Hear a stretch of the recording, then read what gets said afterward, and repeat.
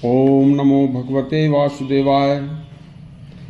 आज का प्रसंग, जो राम कृष्ण परमहंस थे, जो कि स्वामी विवेकानंद सरस्वती भी जिनके शिष्य हुए थे, बहुत ही विद्वान, बड़े परमात्मा के भक्त थे। उन्होंने एक बहुत ही शानदार एक ऐसा आज का वृतांत सुनाया है जो अति पवित्र है। देखिए, दुर्लभ है।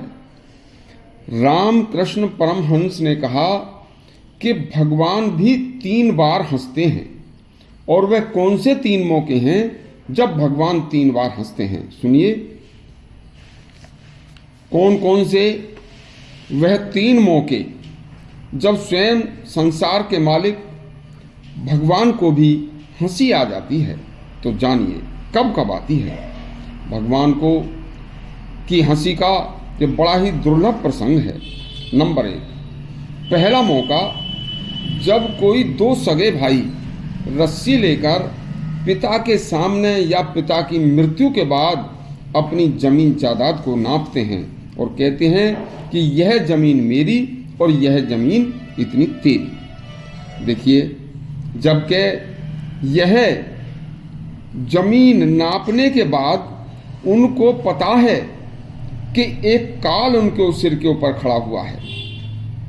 इस कार्य को देखकर भगवान को हंसी आ जाती है, जबकि दोनों ही को कुछ दिन के बाद वह नापी गई जमीन न मेरी रहेगी न तेरी रहेगी। नंबर 2, दूसरा मौका, जब कोई डॉक्टर, कोई वैद्य, कोई चिकित्सक किसी रोगी से कहता है कि मैं तुझे बचा लूंगा, तो भगवान को हंसी आ जाती है। नंबर 3, जब कोई बाहुबली बलशाली व्यक्ति उन्मत्त होकर ढेर सारा धन इकट्ठा करता है, तो उसके इस तरह से अत्यधिक धन इकट्ठा करने की सोच को देखकर भगवान को हंसी आ जाती है। इस तरह से 3 कार्य उन व्यक्तियों को यह भुला देते हैं कि किसी भी क्षण, किसी भी घड़ी मौत आ सकती है और हमें फौरन सब कुछ एक क्षण में ही यहाँ से छोड़कर जाना होगा। संत कबीर का एक छंद बड़ा पवित्र है, यह जरूर सुनना।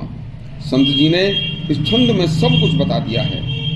संत जी कहते हैं, जियरा तुम जय हो हम जानी। तो इसका मतलब, भावार्थ यह है कि जय हो का मतलब है जाना है। तो जीव कहता है कि मैं जानता हूं कि हे जीवात्मा, तुम्हें जाना है। इसका एक बहुत ही शानदार छंद है, सुनिए। राज करंते राजा जय हैं, रूप धरंती रानी, राज समान सभा सद जय हैं सब अभिमानी। वेद पढ़ंते पंडित जय हैं, कथा सुनंते ध्यानी, जोग करंते जोगी जय हैं, ज्ञान रटंते ज्ञानी। चंदा जय हैं, सूरज जय हैं पवन और पानी, मन और बुद्धि दोनों जय हैं सकल प्राणी। जोगी जय हैं, जंगम जय हैं जन धन मानी, कह कबीर हरि जन नाज है, जिनकी मत ठहरानी।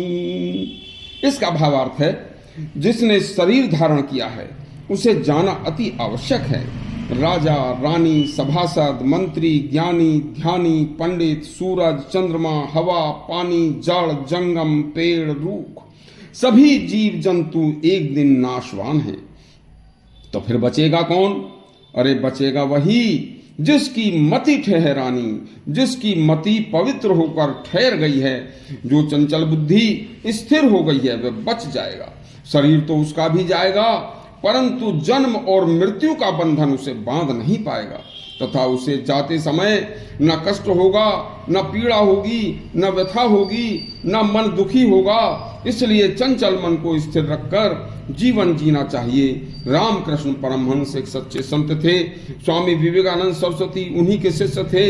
यदि आपको यह हमारा प्रसंग अच्छा लगा हो तो हमारा चैनल सब्सक्राइब करें, घंटी दबाएं। आगे इस तरह के प्रसंगों के साथ फिर मिलते हैं। धन्यवाद।